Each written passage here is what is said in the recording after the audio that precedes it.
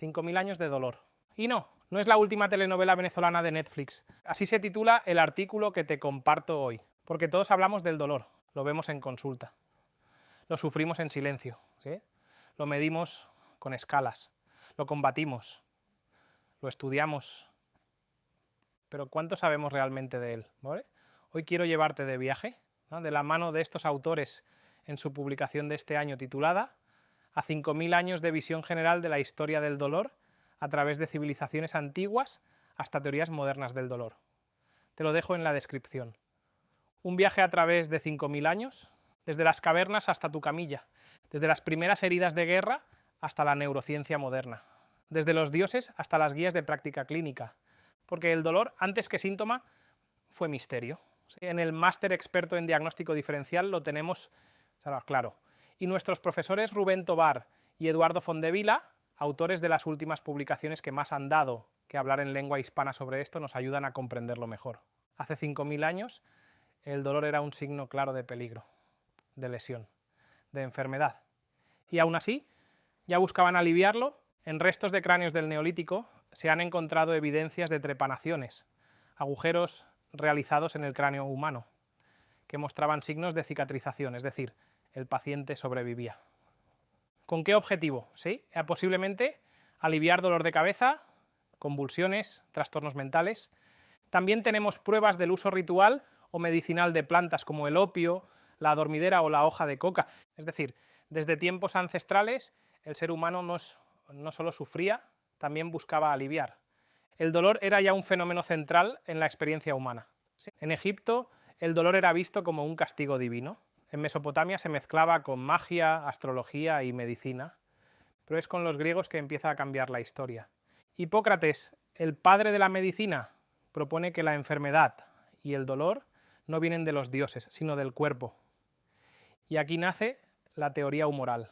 Salud y enfermedad son fruto del equilibrio entre sangre, bilis negra, bilis amarilla y flema. Si te dolía el estómago, no era un demonio, era un desequilibrio. Y eso, por simple que suene, fue una revolución. Ya en esa época se diferencian dolor físico y emocional, algo que Homero ya narraba en la Ilíada y que siglos después sigue sin estar del todo integrado en muchas clínicas, ¿sí?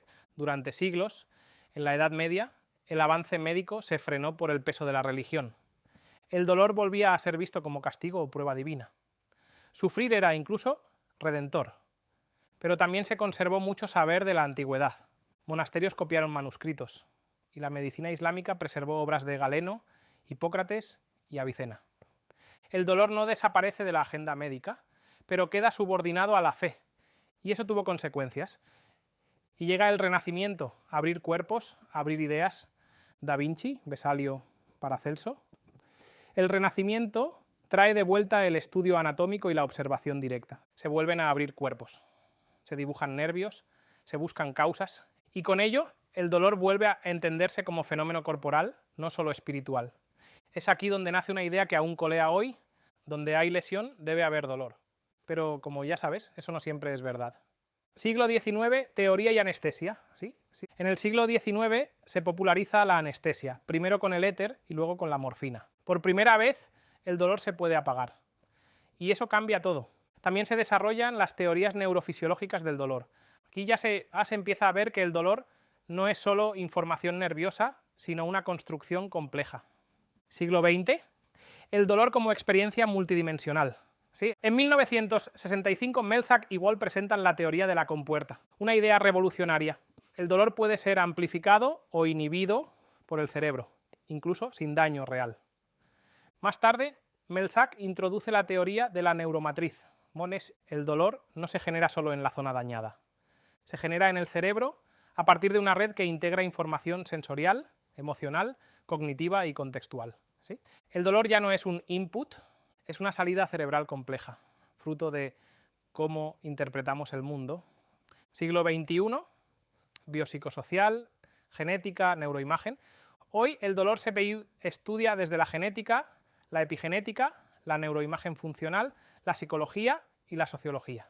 Hablamos de factores de riesgo psicosociales, experiencias adversas en la infancia, cogniciones y creencias disfuncionales, neuroconstructivismo, respuestas de miedo, evitación, hipervigilancia, catastrofismo.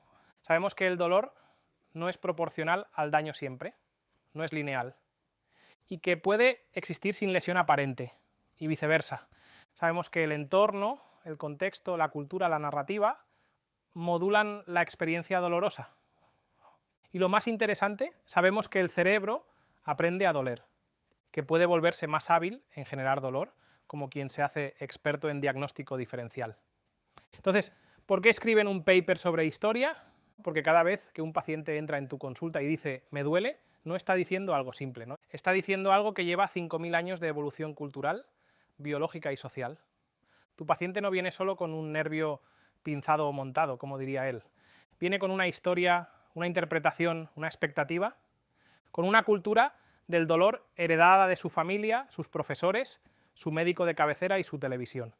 Y si no entiendes de dónde viene el dolor como concepto, difícilmente podrás ayudar a cambiar cómo lo vive. Así que la próxima vez que veas a alguien con lumbalgia, tendinopatía o cefalea, piensa que estás viendo no solo una lesión, estás viendo una experiencia humana profundamente arraigada, con miles de años de historia a sus espaldas.